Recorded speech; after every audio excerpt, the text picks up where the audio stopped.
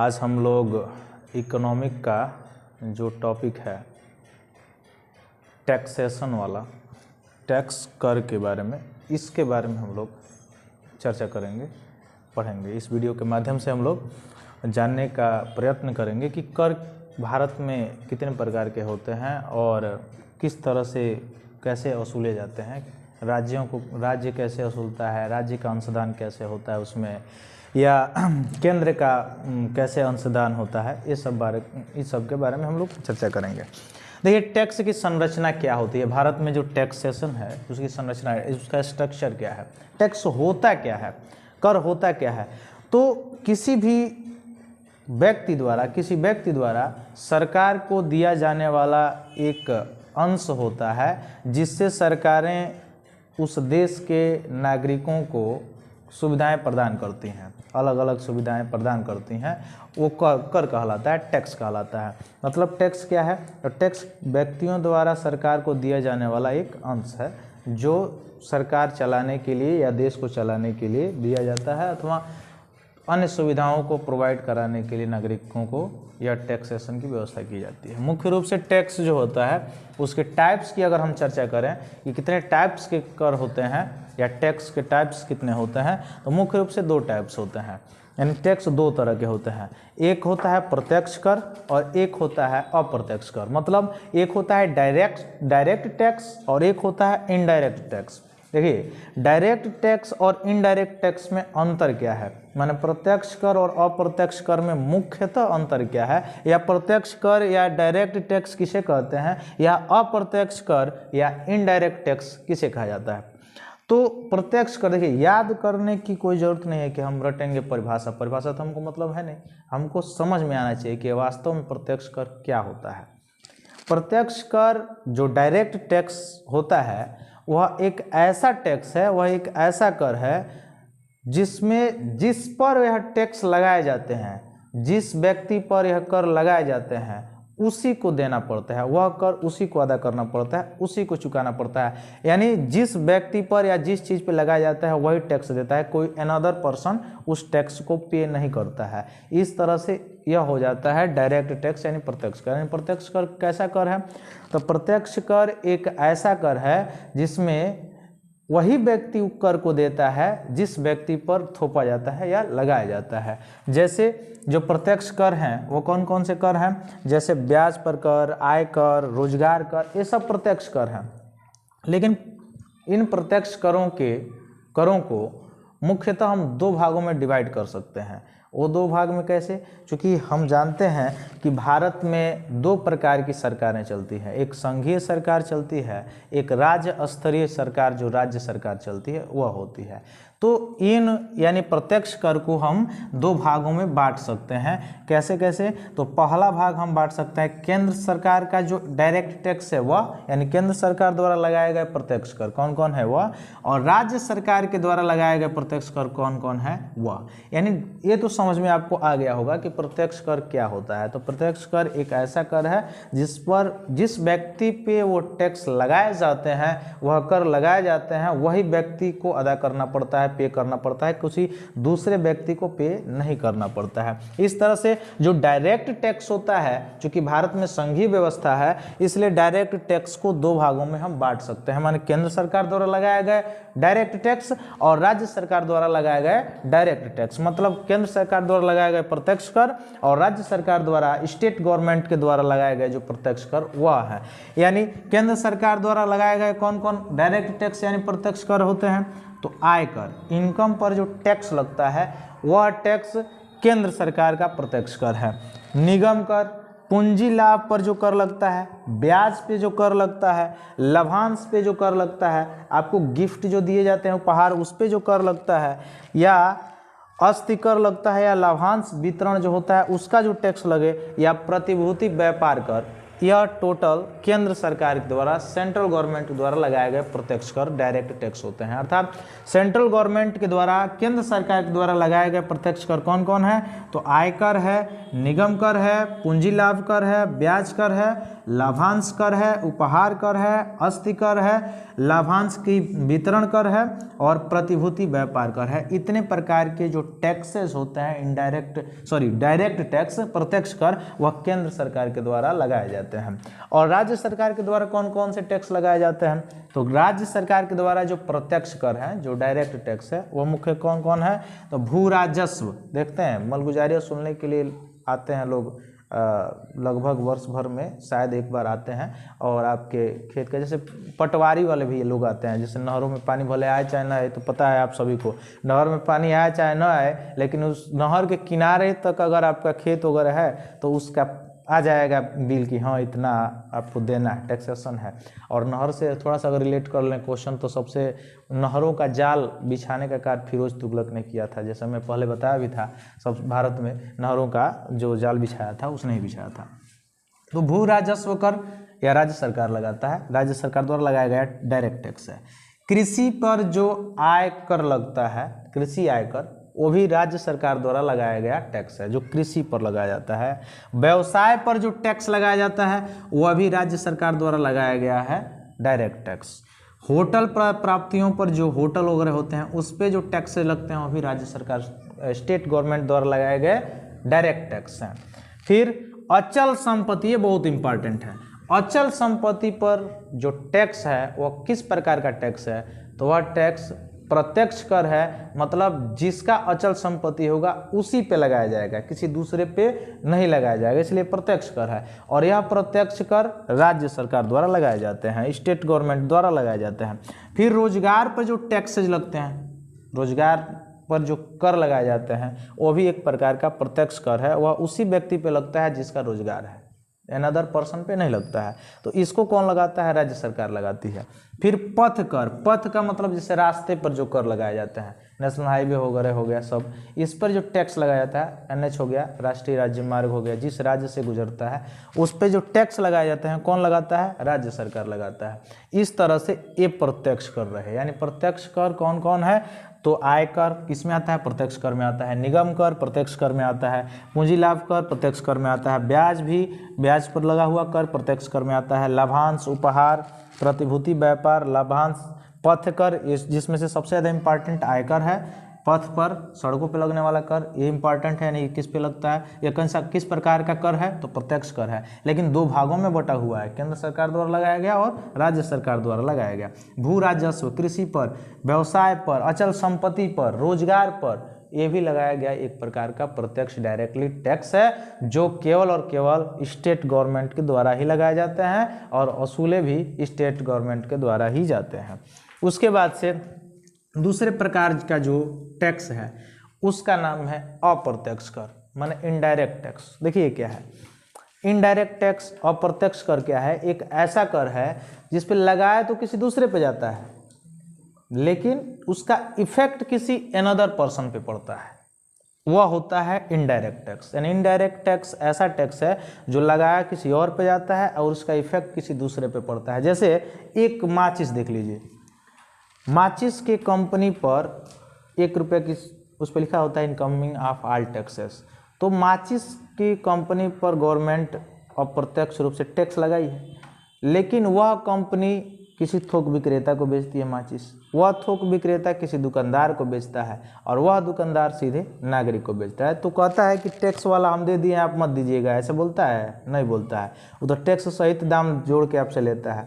तो लेता है तो लगाया गया कंपनी पर था, लेकिन दे कौन रहा है? जो सिविल पर्सन है, जो नागरिक है, वो दे रहा है।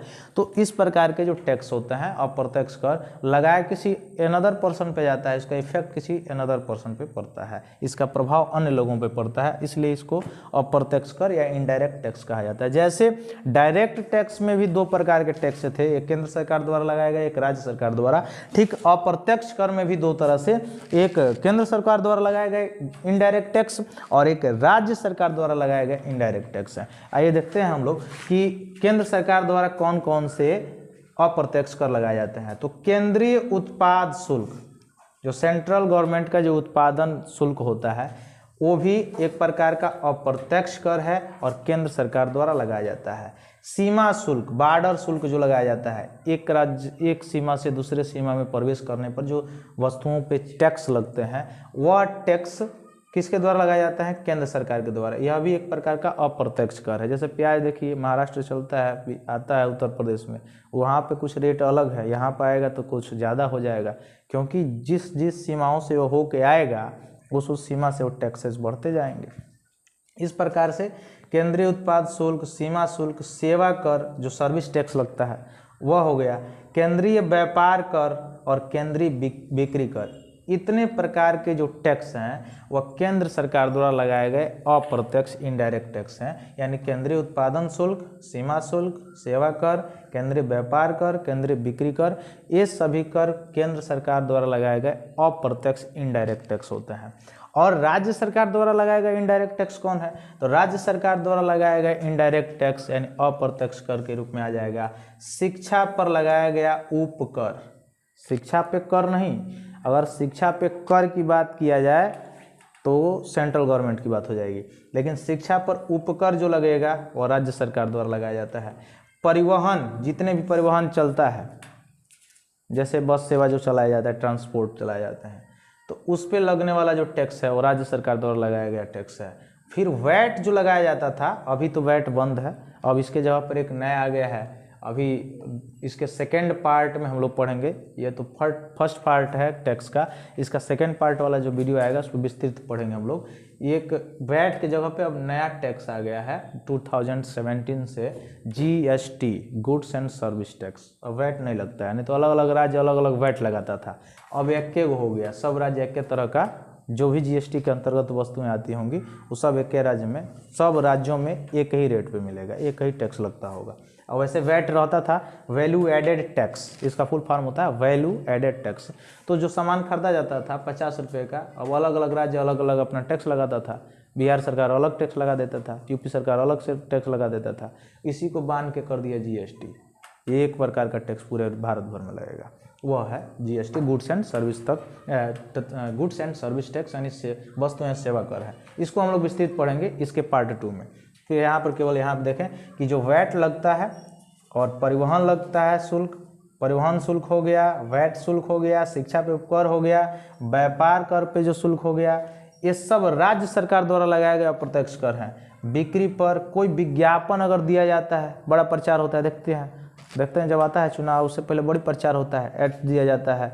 चाहे अभी देखिए जाके मुख्यमंत्री योजना में कोई भी भरिए फॉर्म CSC पर, तो मार जो फोटो लगा है, प्रचार हो रहा है, विज्ञापन, तो कहाँ से, अपने घर से थोड़ी देते हैं, वो सब यही जेब से जाता है। तो विज्ञापन हो गया, स्टाम्प का पंजीयन हो गया, स्टाम्प जो इतना भी खरीदा जाता है वो सब उसका टैक्स जो है वो राज्य सरकार के खाते में जाता है, राजस्व में जाता है राज्य सरकार के।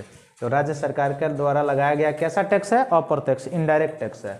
फिर डीजल पे जो देखिएगा, यही एक है डीजल, पेट्रोल और भी कई, जैसे GST में हम पढ़ाएंगे तो बताएंगे, इस पे GST लगाया ही नहीं गया, क्योंकि इस पर GST लगा दिया गया होता तो पूरे भारत भर में एक ही रेट पर तेल मिलता, डीजल चाहे पेट्रोल।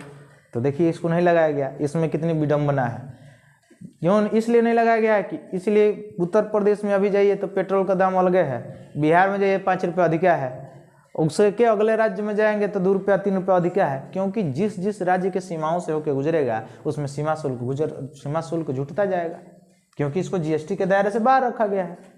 नहीं तो GST के अंतर्गत रखा गया होता तो पूरे भारत में क्या रेट से मिलता।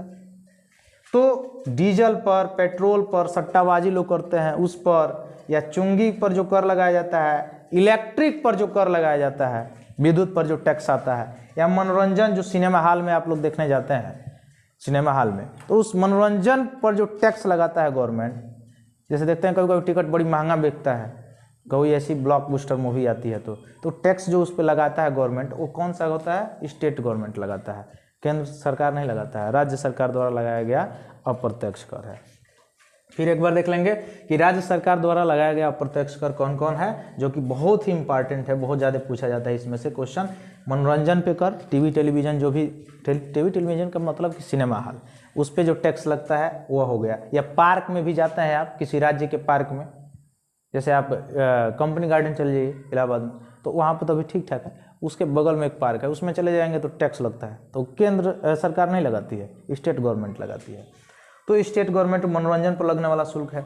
विद्युत पर जो टैक्स लगाए जाते हैं, अलग अलग राज्यों का लाइट का रेट अलग अलग है, विद्युत का व्यय का रेट अलग अलग है, तो इस पर जो टैक्स लगाया जाता है वह भी, अब तो चूंकि सब निजीकरण कर रहा है गवर्नमेंट, अलग विडम्बना है, भारत एक नई दिशा की ओर विकास कर रहा है। खैर हम लोग को पॉलिटिक्स में तो जाना नहीं है, लेकिन विद्युत पर जो कर लगता है वो भी एक प्रकार का कैसा कर है, अप्रत्यक्ष कर है, जो कि स्टेट गवर्नमेंट द्वारा लगाया जाता है। फिर सट्टेबाजी, पेट्रोल, डीजल और स्टाम्प, ये स्टाम्प से जब बहुत सबसे ज़्यादा कमाई होती है किस गवर्नमेंट को, स्टेट गवर्नमेंट को। स्टेट गवर्नमेंट द्वारा, राज्य सरकार द्वारा लगाए गए ये अप्रत्यक्ष कर है। अब देखिए इन करों के बारे में हमारे संविधान में कुछ इससे रिलेटेड अनुच्छेद दिए गए हैं, जिसमें कुछ बताया गया है कि कैसे इन करों का वितरण कैसे होता है, मानी टैक्स जो वसूले जाते हैं इनका बंटवारा कैसे होता है, कौन टैक्स राज्य सरकार रखता है, कौन टैक्स केंद्र सरकार रखता है, कौन टैक्स किस तरह से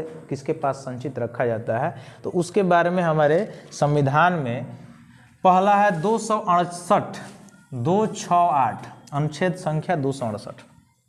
यह इसमें क्या प्रावधान है, अनुच्छेद 268 में बताया गया है ऐसे टैक्स जो केंद्र सरकार द्वारा लगाए जाते हैं, लगाया जाता है केंद्र सरकार द्वारा, लेकिन वसूलता है राज्य सरकार।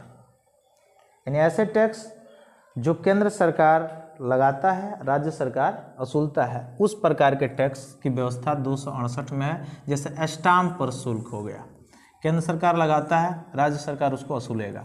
औषधि पर हो गया, प्रसाधन पर उत्पादन शुल्क हो गया, उत्पादन शुल्क, ये सभी जो टैक्स हैं केंद्र सरकार लगाएगा, राज्य सरकार वसूलेगा।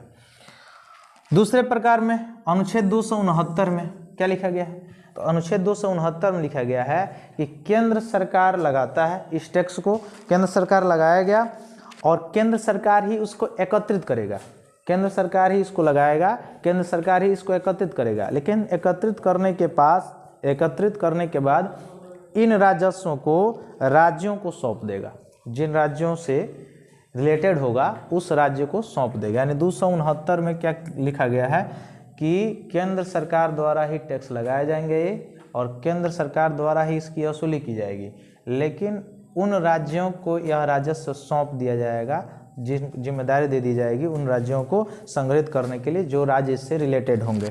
जैसे कौन कौन, उत्तराधिकार संपदा शुल्क, रेल पर जो किराया होगा यह भी, भाड़ा जो शुल्क लगेगा वह भी, या साझा बाजार में किए गए सौदों पर जो टैक्स लगाया जाएगा वो अनुच्छेद 269 के तहत केंद्र सरकार लगाएगा, केंद्र सरकार वसूलेगा, लेकिन उन राज्यों को राजस्व के रूप में सौंप देगा जिन राज्य से रिलेटेड होगा। 270 में अनुच्छेद 270, इसमें क्या कहा गया है, इसमें कहा गया है कि इन प्रकार के टैक्स को, इस प्रकार के जो कर हैं, इन प्रकार के कर को केंद्र द्वारा लगाए जाते हैं और एकत्र भी केंद्र ही करेगा। अनुच्छेद 270 में कहा गया है कि केंद्र सरकार इस प्रकार के टैक्सों को लगाती है, करों को लगाती है और केंद्र सरकार ही उसको वसूलती है, लेकिन उन वसूले हुए कर को केंद्र और राज्यों में उनके अनुपातिक मान के अनुसार बांट दिया जाता है। यानी केंद्र सरकार के पास भी हो जाता है और राज्य सरकार यानी संघ और राज्यों में बांट दिया जाता है। जैसे इस 277 में किसकी चर्चा की गई है, आयकर की। इसका विस्तृत चर्चा हम लोग संविधान कॉन्स्टिट्यूशन में पढ़ेंगे। हालांकि कॉन्स्टिट्यूशन में हम लोगों ने पढ़ा हुआ है, लगभग अनुच्छेद 11 तक पढ़ा हुआ है, जहाँ नागरिकता है, सिविलाइजेशन के बारे में। उसके बाद से हम लोगों को पढ़ना है, यानी अनुच्छेद 12 से लेके अनुच्छेद आगे जितने भी हैं वहाँ तक पढ़ना है। तो पहले हम लोग इसको कल ख़त्म कर लेंगे, अगले वीडियो में पूरा जो जीएसटी बचा हुआ है, गुड्स एंड सर्विस टैक्स जो 2017 में लागू किया गया, उसको पूरा पढ़ लेंगे, इसका पार्ट 2। और उसके बाद से हम लोग संविधान का जो मूल अधिकार और मौलिक कर्तव्य और नीति निर्देशक तत्व और राष्ट्रपति उपराष्ट्रपति, इतना लगातार वीडियो पढ़ लेंगे, मुश्किल से 4-5 दिन लगेगा, 6 दिन, तब जाके हम लोग हिस्ट्री और साथ साथ मैथमेटिक्स भी पढ़ेंगे। अब लगभग 3 दिन के बाद से हम लोग हिस्ट्री भी पढ़ेंगे और मैथमेटिक्स पढ़ेंगे, दोनों साथ साथ पढ़ेंगे ताकि थोड़ा सा सिलेबस और अच्छे तरह से कवर हो पाए। बहुत बहुत धन्यवाद।